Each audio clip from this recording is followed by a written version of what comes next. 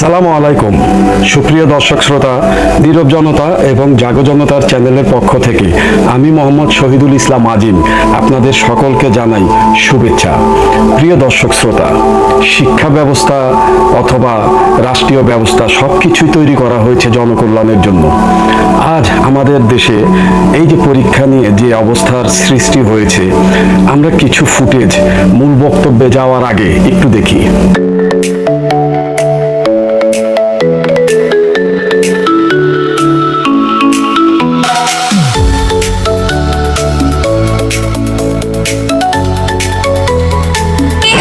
মুরগি বলতেছে প্রশ্ন 2 বছর আগে করা হয়েছে, এটার যথাযথ প্রমাণ? আমাদের আন্দোলনটা ছিল আমাদের পরীক্ষাটা পিছনের দিকে পিছিয়ে নেওয়ার জন্য, কিন্তু সেটা তারা করলো না। ভুলটা ওনারা স্বীকার করুক যে ওনাদের ভুল ছিল। শিক্ষামন্ত্রীর পদত্যাগের দাবি থেকে সরে এসে এবার নতুন 6 দফা দাবি নিয়ে সরকারের সঙ্গে আলোচনায় বসেছেন আন্দোলনরত শিক্ষার্থীদের প্রতিনিধিরা এবং এসব দাবি নিয়ে আলোচনায় অংশ নেয়। শিক্ষার্থীদের প্রথম দাবি হলো দুর্যোগপূর্ণ পরিস্থিতির মধ্যে অনুষ্ঠিত পরীক্ষায় যারা আবার পরীক্ষা দিতে চায় তাদের সেই সুযোগ নিশ্চিত করতে হবে।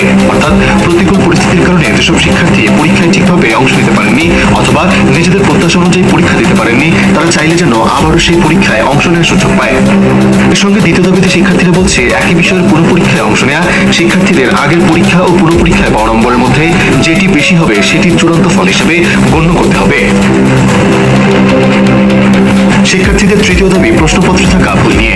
তাদের দাবি প্রশ্নপত্রে কোনো ভুল প্রশ্ন থাকলে তার জন্য পরীক্ষার্থীদের পূর্ণ নম্বর দিতে হবে, কারণ প্রশ্নপত্র তৈরির ক্ষেত্রে কোনো ভুল হলে তার দায় যেন শিক্ষার্থীদের উপর না পড়ে এবং সেই ভুলের কারণে কোনো পরীক্ষার্থী যেন নম্বর হারিয়ে ক্ষতিগ্রস্ত না হয়।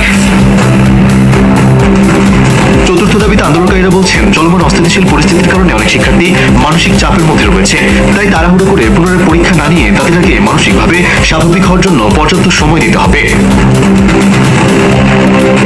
পঞ্চম দাবিতে প্রশ্নপত্রের ধরনে হঠাৎ পরিবর্তন আনার বিষয়টি তুলে ধরেছে শিক্ষার্থীরা। তাদের অভিযোগ, কোনো পূর্ব ঘোষণা ছাড়াই প্রশ্নপত্রের ধরনে পরিবর্তন আনা হয়েছে। আগের বছরের তুলনায় এবার প্রশ্নের ধরন ভিন্ন হয়, তা অনেক শিক্ষার্থীর কাছে অপরিচিত ছিল, ফলে পরীক্ষার সময় অনেকেই সমস্যায় পড়েছে বলে দাবি তাদের। আর ষষ্ঠ ও শেষ দাবিটি পরীক্ষার হলের পরিবেশ নিয়ে। শিক্ষার্থীদের অভিযোগ, পরীক্ষা চলাকালে সচেতন গার্ডেন নামে কিছু শিক্ষক কঠোর ও বিভ্রান্তিকর আচরণ করছেন, তাই এমন আচরণ বন্ধ করার দাবি জানিয়েছেন তারা। এর আগে শিক্ষার্থীরা শিক্ষামন্ত্রীর পদত্যাগ সহ 3 দফা দাবিতে আন্দোলন করছিল, তবে সচিবালয় সরকারের সঙ্গে আলোচনায় অংশ নিতে যাওয়া প্রতিনিধি দলের নতুন 6 দফা দাবির তালিকায় শিক্ষামন্ত্রীর পদত্যাগের বিষয়টি আর রাখা হয়নি।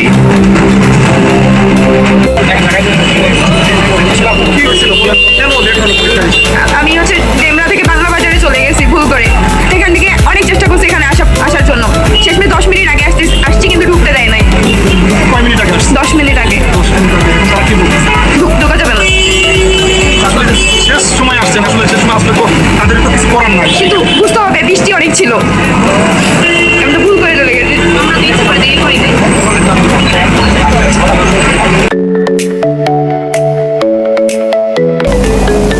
সরকারের বিভিন্ন দপ্তর ও অংশজনের সঙ্গে আলোচনার ভিত্তিতে চট্টগ্রাম বোর্ড ছাড়া দেশের সব বোর্ডের কেন্দ্রগুলো এইচএসসি ও সমমানের পরীক্ষার জন্য উপযোগী বলে জানিয়েছেন প্রধানমন্ত্রীর উপদেষ্টা ও তার কার্যালয়ের মুখপাত্র মাহাদি আমিন। শিক্ষার্থীদের স্বার্থ রক্ষা সরকারের অগ্রাধিকার বলেও জানান তিনি। মঙ্গলবার রাতে প্রধানমন্ত্রীর এই উপদেষ্টা তার ফেসবুক পোস্টে এসব কথা জানান। মাহাদি আমিন বলেন, দেশজুড়ে এইচএসসি ও সমমানের পরীক্ষা 2026 চলমান রয়েছে।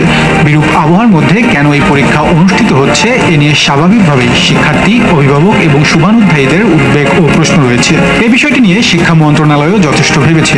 প্রধানমন্ত্রীর এই উপদেষ্টা বলেন, পারিপার্শ্বিক সব পরিস্থিতি বিবেচনায় দেশের সব বিভাগীয় কমিশনার, জেলা প্রশাসক, পুলিশ সুপার, শিক্ষা বোর্ডের চেয়ারম্যান এবং শিক্ষার্থী, শিক্ষক, অভিভাবক এবং অন্যান্য অংশীজনের মতামতের ভিত্তিতে বর্তমানে এইচএসসি ও সমমানের পরীক্ষা চালিয়ে যাওয়ার সিদ্ধান্ত গৃহীত হয়েছে। ভারী বর্ষণের কারণে সাময়িক জলাবদ্ধতা সৃষ্টি হয়েছিল, তবে জানা গেছে দেশজুড়ে পরিস্থিতির যথেষ্ট উন্নতি হয়েছে।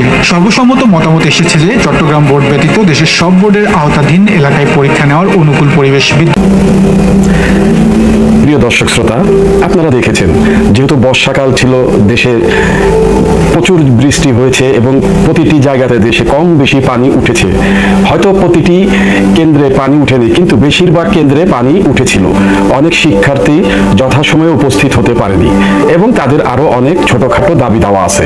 তো বিভিন্ন দাবি দাওয়া নিয়ে তারা রাস্তায় নেমেছেন অনশন করতে। প্রিয় দর্শক শ্রোতা, মাঝখানে একটু বলে নেই, ঠান্ডাজনিত কারণে আমার হয়তো কথায় একটু সমস্যা হচ্ছে। দয়া করে আপনারা বিষয়টি সাদরে গ্রহণ করবেন এবং ক্ষমার দৃষ্টিতে দেখবেন। তো ফিরে আসি আবার আলোচনায়। তো যেহেতু বৃষ্টির কারণে অনেকে পরীক্ষা হলে অথবা কেন্দ্রে উপস্থিত হতে পারেনি যথাসময়ে, কাউকে ঢুকতে দেওয়া হয়নি এবং প্রশ্নপত্রের বিভিন্ন রকম সমস্যা এবং ফার্মে মুরগি বলা হয়েছে ইত্যাদি ইত্যাদি অনেক সমস্যা। তো ছাত্ররা যখন আন্দোলনে নেমেছে রাস্তায়, তো আমাদের দেশের যারা বর্তমান সরকার দলীয় অর্থাৎ বিএনপির ছাত্র দলের নেতা, তো সরকারের যারা বিভিন্ন পর্যায়ে আছেন, তাদের উচিত কি নয় যে এটাকে শান্ত করে, যেহেতু ছাত্ররা তারা দাবি দাওয়া করবে, আমরা যারা সিনিয়ররা বড় ভাই পর্যায়ে আছি তারা বুঝিয়ে তাদের বিষয়গুলো মেনে নেই। এখন এর উল্টো যদি আমরা এই ধরনের কথা বলি, আসুন দেখি।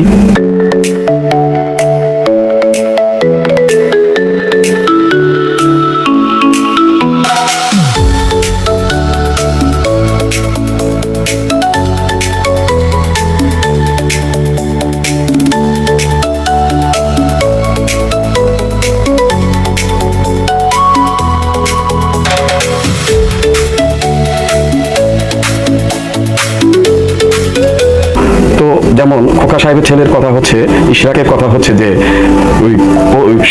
শিক্ষামন্ত্রীর, আমি দুঃখিত, শিক্ষামন্ত্রীর পদত্যাগ নয়, বরং মানে তোমাদেরকে পদত্যাগ করাবো। এবং দুঃখিত, রাকিব ভাই বলছেন যে আমরা প্রস্তুত আছি যে কোনো ব্যাপার, অর্থাৎ মানে খারাপ হোক ভালো হোক সেটাকে তারা প্রতিহত করবে। তো প্রতিহত, অথবা একজন বলছেন প্রতিহত করবেন, আরেকজন বলছেন পদত্যাগ করাবেন। কেন ভাই, আপনারা কাদের বিরুদ্ধে দাঁড়াচ্ছেন? কেন পদত্যাগ করাবেন? কয়টা ছাত্রকে আপনি পদত্যাগ করবেন? এটা আমি বলছি সাদেক হোসেন খোকা সাহেবের ছেলে ইশরাক হোসেনকে। এবং কাদের বিরুদ্ধে দাঁড়াবেন, কেন দাঁড়াবেন, এটা আমি বলছি ছাত্র দলে রাকিব ভাইকে। আপনারা তো গার্জিয়ান স্বরূপ আচরণ করে তাদেরকে আবারও মানে পরীক্ষায় আনতে পারেন, হয়তো বা পরীক্ষাটা একটু পিছিয়ে দিলে কি হয়।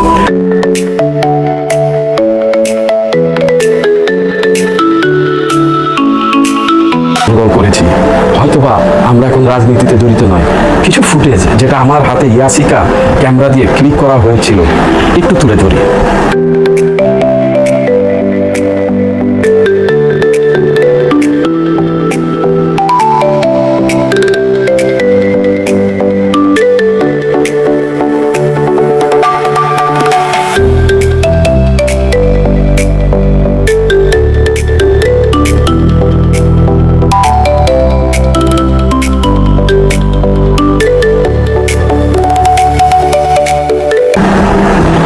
প্রিয় দর্শক শ্রোতা, হ্যাঁ আপনারা দেখেছেন সেই ফুটেজগুলো। দেখেন সেই কবে 90 সালের কথা, পিন্টু ভাই তখন পর্বে মানে তরুণ ছিলেন, তারপরে বিএনপি ক্ষমতায় আসে এবং পিন্টু ভাই নাসিমা আক্তার কল্পনা আপাকে বিয়ে করে সংসারী হন।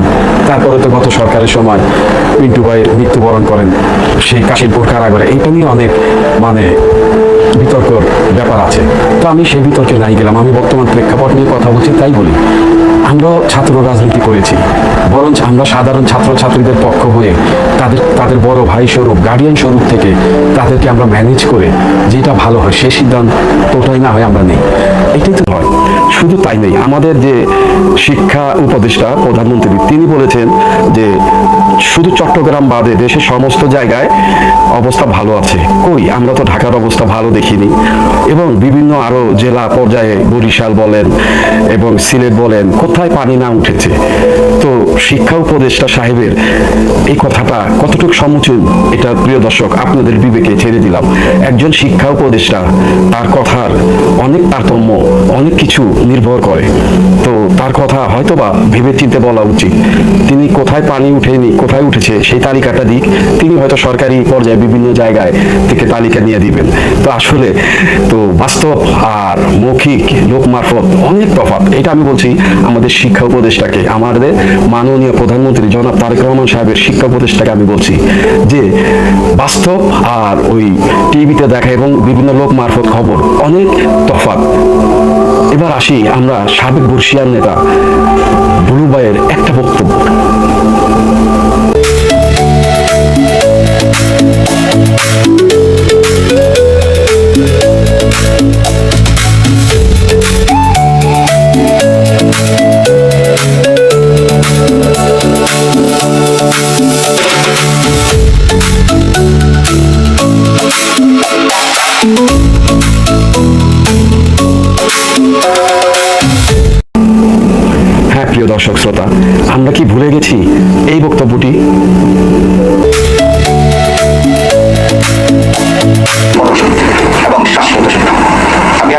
উদ্দেশ্য করে বলবো যে আপনারা আপনাদের সমাবেশ শেষ করে শান্তিপূর্ণভাবে ঢাকা শহর ত্যাগ করুন। আপনাদের রক্তচক্ষুকে বাংলাদেশ আওয়ামী লীগ ভয় পায় না।